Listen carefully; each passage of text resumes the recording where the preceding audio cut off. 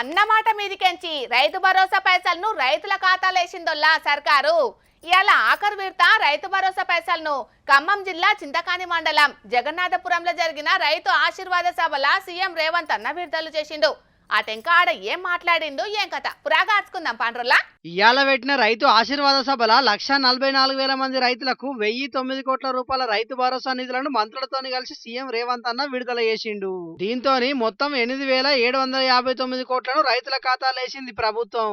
అట్లా 9 రోజుల్లోనే 74 లక్షల మంది రైతులకు పెట్టుబడి సాయం అందింది పారి. ఇది ఇట్లుంటే రాబోయే అసెంబ్లీ ఎన్నికలు 2028 డిసెంబర్ లో జరిగాయి, 2029 మే జూన్ లో జరుగుతాయని చెప్పిండు రేవంత్ అన్న. అది కూడా పెరిగిన అసెంబ్లీ పార్లమెంటు స్థానాలతో ఎన్నికలు జరుగుతాయని చెప్పుకుంటా ఈనాడు నేను చెబుతున్న ఎన్నికల జోస్యం 36 నెలల ముందు ఖమ్మం గడ్డ మీద నుంచి నేను చెప్తున్నా. రాబోయే ఎన్నికలు 2029 డిసెంబర్లో జరగవు, 2028 డిసెంబర్లో జరగవు, 2029 మే జూన్ మాసంలో మన శాసనసభ ఎన్నికలు జరుగుతాయి.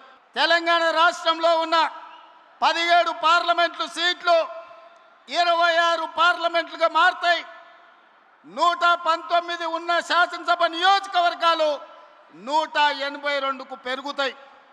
ఈరోజు చెప్తున్నా 182 శాసనసభ నియోజకవర్గాలలో 117 సీట్ల పైన గెలిచి 117 మీడియా మిత్రులారా రాసుకోండి, 117 అంటే 117 శాసన సభ్యులను గెలిపించుకొని రెండవసారి తెలంగాణ రాష్ట్రంలో ప్రజాపాలనను కాంగ్రెస్ ప్రభుత్వాన్ని గెలిపిస్తాం. రాముడు మీద, భద్రాచలం రాముడు మీద ఆనా. ఇది ఖమ్మం కాంగ్రెస్ కార్యకర్తల మాట. కాసుకో చంద్రశేఖర్ రావు, నువ్వు, నీ కొడుకు, నీ అల్లుడు, నీ బిడ్డ, నీ చుట్టాలు, నీ భజన పరులు, నీ ఒప్పందాలు, నీ దొంగ సర్వేలు చేసే దొంగ ఏజెన్సీలతో సహా గుర్తు పెట్టుకోండి. ఈ తారీఖు భద్రాచలం రాముని మీద ఒట్టేసి మరీ చెప్పిండు వచ్చే ఎన్నికలు 182 స్థానాలకు జరుగుతాయి, దాంట్లో 117 స్థానాలు కాంగ్రెస్ పార్టీ గెలుస్తుందని. ఇక నియోజకవర్గాలు ఖచ్చితంగా పెరుగుతాయని సీఎం రేవంత్ అన్న గట్టి నమ్మకమే ఉన్నట్టున్నది.